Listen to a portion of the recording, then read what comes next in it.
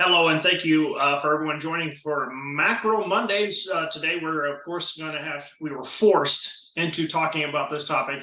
SVB, it was a bank in the Silicon Valley that had to run on the bank on, I believe it was Thursday when the things really started getting bad, and by Friday things had really gotten out of hand. And so wanted to cover the topic today, talk a little bit about what the SVB went through, what it means, more importantly.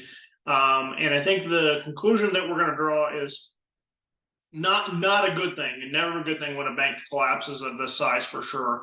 But there's a huge distinction this time that we're going to talk about. And the bottom line conclusion that we'll draw is that this is nothing to do with 2008. The differences are so stark that this shouldn't, hopefully over the next 2 to 3 weeks, it'll be calm down and everything will be a-okay.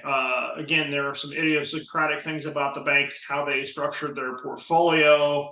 I dare say it was just poorly run, is the bottom line that we're gonna draw. But let's go ahead and get started, guys. First and foremost, we did see some fast action commercial real estate brokers that did jump into action and reload and do a pop-up Spirit Halloween to make sure and cover the space. So we did have some fast acting CRE brokers that did really well. I was very happy with that. Also, on the lighter side, my good friend from Twitter, John B. Rich, whose Twitter handle is Coked Up Options, if this will help you understand where he's coming from. I thought this was one of the funnier things in the midst of all the panic and the wringing of hands. It was really one of the funnier memes to emerge from this. So just on the lighter side, brilliant young founder that he's helping, trying to raise money for, since her money's tied up in SVB. We were hoping to get $5 million per commitment on this. So if anyone's interested, contact John on Twitter. It was fantastic. So anyway, guys, really wanted to give context to what's going on here. The thing that we can take from the 2008 that I think that is, good, bad, or indifferent, they did a lot of things post 2008 to really make sure we're stress testing banks. And so not including SVB and Signature Bank, which the other one failed this weekend. There was one bank failure up until that point. So really, okay, it's a big bank, so it's really unusual for it to fail, but it is very, very like a one-off or two-off now, I guess we could say. So I really want folks to really consider, okay, maybe this isn't as, it's not good. I'm not saying ever a bank failing is good, but it's just not 2008. And we'll get into that in just a minute.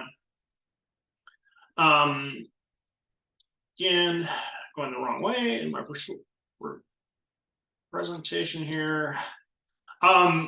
This is a article I recommend everyone check out by Bert Eli. I'm not sure how you say it. Bert really went into the history of the FDIC, how there is kind of a misconception that the FDIC, even though everyone was insured up to $250,000, FDIC really in the last, since the 2008 really go really far to pay everyone their entire balance back and not just the 250 limit. So despite the concerns about, well, are we bailing people out? It's only 250. Should we be doing the 250? All of that stuff. Bert kind of really helped me change my understanding of things. And I recommend this article very much, that they have historically since 2008 been doing that. So they've been trying to make the bank account holders whole in the process. And so they were really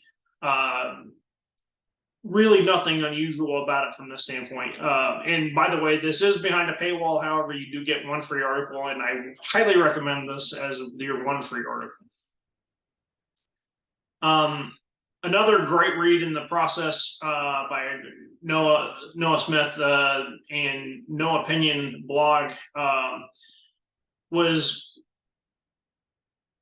preventing the panic in the banking sector. And so this is my last gift I would recommend that people read to understand the situation in terms of what happened and how things are going to play out. And so Noah was pretty great about this. And so the far bigger danger, according to Noah, is the spread of the panic.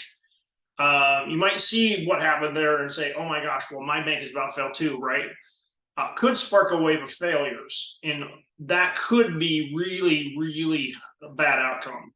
However, it won't be for the reasons that are related to 2008. The banking system does not, and this is really important, does not depend on the Silicon Valley Bank. And other banks aren't relying on the SVB. It's just a one bank. And so we don't want to make it a bigger problem. So the big thing we have to watch out is actually, it's back to the FDR quote. The only thing we have to fear is fear itself. And so when we're looking at SVB, the really most important thing to watch over the next 2 weeks is not a bunch of failures, but how people react and say, well, wait a minute, let's calm this down, let's slow our roll.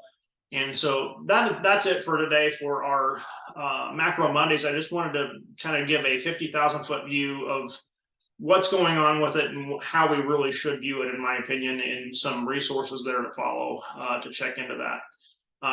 And we're going to rescreen. We're going to recast this tomorrow for everyone to dig into this and get a good viewpoint of it from there. And so